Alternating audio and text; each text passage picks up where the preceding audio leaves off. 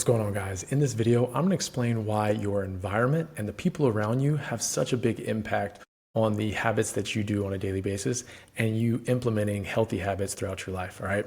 So there's 5 things that I want to talk about. And the first one is your brain is built to mimic the people and the things that go on in your environment.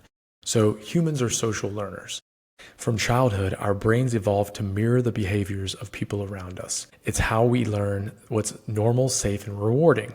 If you're surrounded by people who take walks after lunch, bring water bottles to meetings, talk about recovery and sleep, then that becomes your baseline normal. On the other hand, if your environment normalizes skipping meals, sitting all day, or grabbing fast food, your brain quietly adapts to that as the normal instead. You don't rise to the level of your goals, you fall to the level of your environment, okay? So that's number 1, is when it's just your brain is actually actively saying like, hey, what is normal in my environment and how can I do that because I want to be the normal person in my environment, right?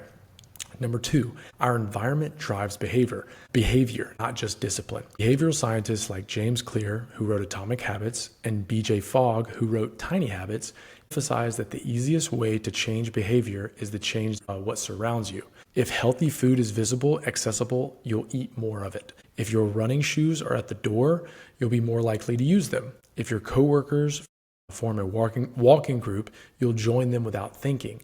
Your environment can either add friction or remove friction from the habits you want. Removing friction, like packing your gym bag the night before, makes consistency inevitable. So this is, I like to harp on this because I want to say like there were times in my life where I felt like I was like swimming an uphill battle when it comes to like living a healthy lifestyle, right? Like I remember one time I was out at a bar with a group of coworkers. I was actually in the military, and this lieutenant colonel was like, why do you try to eat so healthy? Why do you work out so much? Why do you eat so healthy? And I said, well, I'm trying to be the best rugby player I can be, and just like to be healthy. And he was like, well, all the other rugby players that I've ever played with, they don't do all that.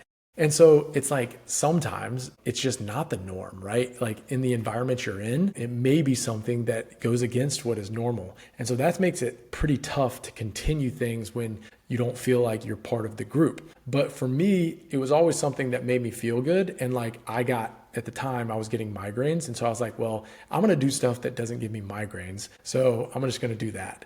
But so that was kind of like a good emphasis for me to keep doing it. Now, other people, just want to be part of a group. They want to fit in. So your environment actually can mold the way you act tremendously.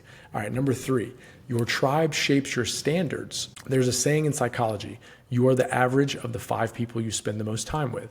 That's especially true in health. If your circle values movement, learning, and self-improvement, you naturally elevate to meet the standard. But if your circle normalizes complaining, skipping workouts, or drinking every night, that becomes your gravitational pull. A strong, health-minded community provides accountability, you show up because others do, encouragement, when you fall off, they pull you back, and then shared identity. You begin to see yourself as someone who moves, not someone trying to get healthy. And I think this is a big one. Like my younger brother, when he graduated from college and he was getting his graduate degree and he was a GA for a football team, he said every night somebody would go buy like a big rack of beer and they would drink the entire case of beer that night.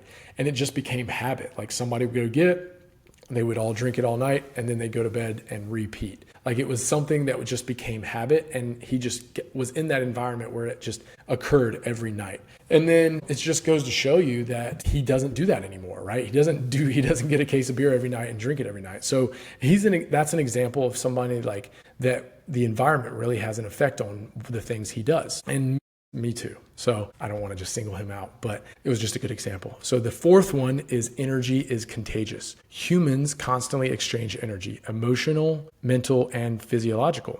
Positive growth-oriented people regulate your stress better, help you recover faster, and improve your emotional resilience. Chronic negativity, gossip, and complaining, on the other hand, can raise cortisol and drain your motivation. So when you protect your mental environment, you're not being selfish, you're protecting your energy budget. So that's like the people around you can really either give you energy or take your energy away. And then the last one, your environments outlast motivation. Motivation fluctuates, but your surroundings are constant. If your gym, fridge, workspace, and friend group are aligned with your goals, Those systems keep you on track even when your motivation dips. Healthy environments make healthy choices automatic, not heroic. And I like that because, one, you want your significant other, or you want your family, or you want the people you work with to kind of help you reach your goals. A lot of times that's not going to be the case. You'll have, there will be people in your life that aren't like, hey, like I want to help you do everything you can to reach your health and wellness goals. That's probably not going to be the case. So it's not going to be, all sunshines and rainbows. And I get that. But why Flybodies is trying to make, faculty and staff at schools our focus is because we want to make the entire environment and the people around you focused on that type of stuff. Because when people are focused on moving more, drinking more water, exercise, that type of stuff, and eating healthier, it definitely makes it easier for people to do those things and not feel bad if they're trying to do something that is against the group and what they're doing. So that's it. I just wanted to talk about how your environment and the people around you really have an impact on who you are and what you do. And if it's easier to do the healthy habits, or if it's harder and